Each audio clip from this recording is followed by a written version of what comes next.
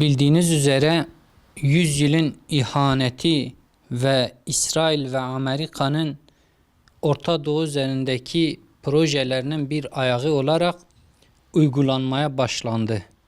Biz Müslümanlar olarak inşallah her platformda, her yerde ve her coğrafyada tepkimizi dile getireceğiz.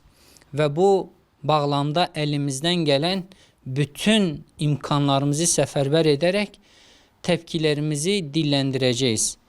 Bundan dolayı Diyarbakır İstasyon Meydanı'nda bu pazar saat 13.30'da bir miting düzenliyoruz. Mitingimizin teması Kudüs bizimdir ve Kudüs bizimdir şiarıyla biz meydanlara ineceğiz ve bu çirkin, bu art niyetli ve bu Müslümanları hiçe sayan pis anlaşmaya karşı yekvücut direneceğiz inşallah. Rabbimden dileğim odur ki bu miting veyahut diğer platformlarda dile getirdiğimiz tepkilerin dışında İsrail'e karşı bir yaptırım zemini bizde oluşsun. Ve Müslümanlar bu çerçevede tepkilerini pratize ederek dile getirsin.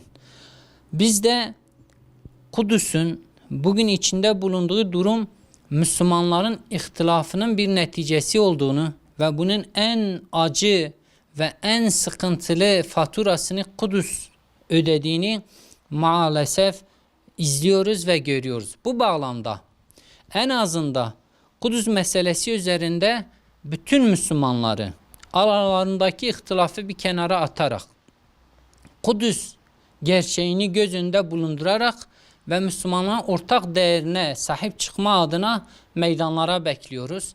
Rabbim bu çabamızı hayırlı kılsın ve en azından 17 ay Müslümanlara kıblegah olan Kudüs ve peygamberlerin diyarı olan Kudüs inşallah sahipsiz kalmayacak ve biz de sahip çıkmaya elimizden gelen imkanlar dahilinde çaba göstereceğiz. Hafta sonu İstasyon Meydanı'nda saat 13.30'da Kudüs bizimdir temalı mitinge bütün halkımızı 7'den 70'e herkesi davet ediyoruz.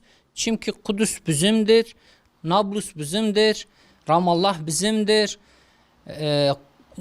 Kubbetü Sahra bizimdir ve topyekun Kudüs bizimdir ve bizim olmasına devam etmesi için bizim olduğunu göstermemiz için meydanlara bütün halkımızı davet ediyoruz.